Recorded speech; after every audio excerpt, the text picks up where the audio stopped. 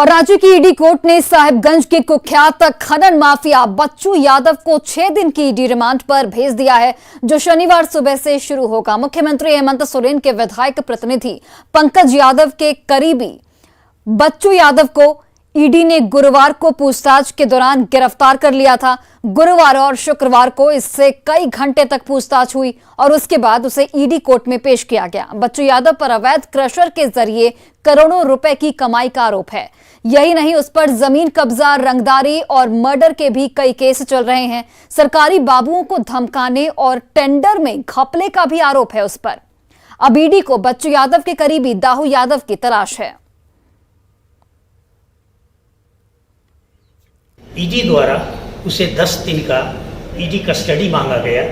दोनों पक्षों के सुनने के बाद माननीय विशेष न्यायाधीश ने इसे 6 दिन के ईडी कस्टडी में भेजने का आदेश दिया।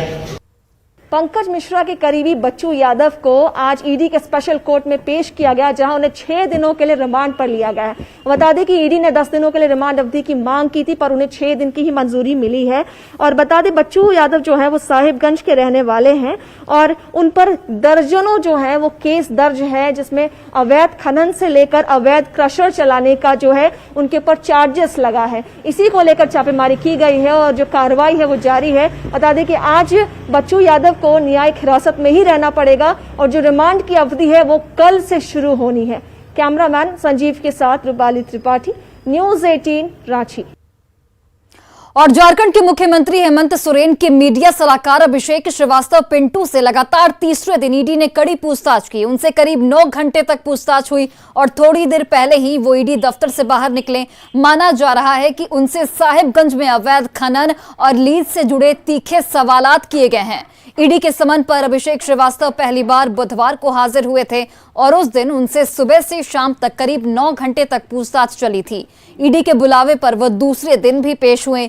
गुरुवार को भी उनसे लगातार 9 घंटे तक पूछताछ चली और आज तीसरे दिन भी उन्हें ईडी के तीखे सवालों का सामना करना पड़ा। 5 मई को मनरेगा घोटाले में एक्शन के बाद अब ईडी की दबिश लगातार बढ़ती जा रही है। पूजा सिंघल और उनके सीए के बाद पंकज मिश्रा से लेकर अभिषेक श्रीवास्तव पिंटू से लगातार सवाल जवाब किए जा रहे हैं।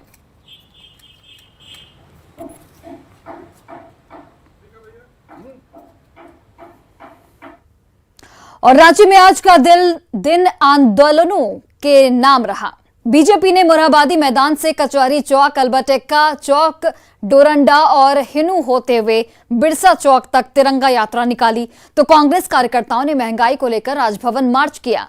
बीजेपी कार्यकर्ताओं ने बाइक पर रैली निकाली, तो वहीं कांग्रेस कार्यकर्ता सड़क पर उतर आए।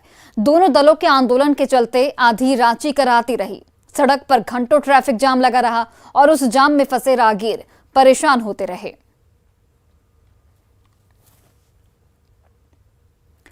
राज्य में बीजेपी विधायकों ने बाइक पर तिरंगा यात्रा निकाली, जो मोरहाबादी मैदान से होते हुए डोरंडा और हिनू के रास्ते बिरसा चौक पहुंची। इसमें बड़ी संख्या में बीजेपी विधायक और कार्यकर्ता शामिल हुए। साथ ही बीजेपी ने झारखंड की जनता से हर घर तिरंगा अभियान में बढ़ चढ़कर हिस्सा लेने की अपील की। आम जनों से अपील करना चाहेंगे, आइए इस आजादी के अमृत महोत्सव में हम सभी ये सबों को उत्सव मनाने का हक है। आइए मिलकर के हम ऐसा उत्सव मनाएं कि हमारा भारत फिर से विश्व गुरु बने। हमारा तिरंगा ध्वज पूरे विश्व का ध्वज बने। हम लोगों को राष्ट्रभक्ति की भावना कुट कुट करके या तिरंगा के माध्यम से देश के एक लोगों में भरा जाए। यह तिरंगा यात्रा का यही हम लोगों का उद्देश्य है। रांची में महंगाई को लेकर कांग्रेस ने राजभवन मार्च किया। लंबे समय बाद कांग्रेस कार्यकर्ता कड़े तेवर में नजर आए, तो बीजेपी ने कांग्रेस के मार्च को परिवार बचाओ मार्च करार दिया। पूरी रिपोर्ट देखिए।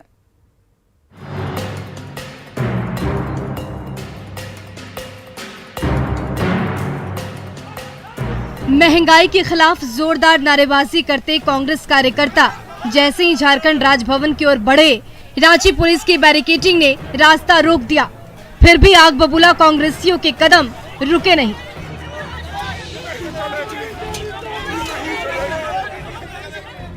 बैरिकेडिंग को धकियाते रहे, जवानों के सुरक्षा घेरे को तहस नहस करते रहे और जैसे ही पुलिस का घेरा कमजोर पड़ा, कांग्रेसियों का रैला दौड़कर झारखंड राजभवन के गेट पर जा पहुंचा और महंगाई के खिलाफ आवाज बुलंद करने लगा। अपने बैरिकेडिंग तोड़कर यहाँ राजभवन के मुख्य द्वार तक आप पहुँच गई हैं। राजभवन के मुख्य द्वार तक नहीं, अगर जरूरत पड़ेगी तो हम लोग पीएम मोदी के घर का दरवाजा भी खटखटाएंगे और उन्हें कुंभकर्णी नींद से जगाने का काम करेंगे। कैश कांड और भ्रष्टाचार के गंभीर आरोपों में घिरी कांग्रेस लंबे समय बाद उग्र तेवर में दिखी। महंगाई से त्रस्त जनता की आवाज उठाने के लिए सड़क पर उतरे कांग्रेसियों ने जमकर नारेबाजी की और पुलिस का सुरक्षा घेरा तहस नहस करते हुए राजभवन के सामने पहुंची गए, जहां कांग्रेस कार्यकर्ताओं और राज्य पुलिस के बीच जोरदार झड़प हुई।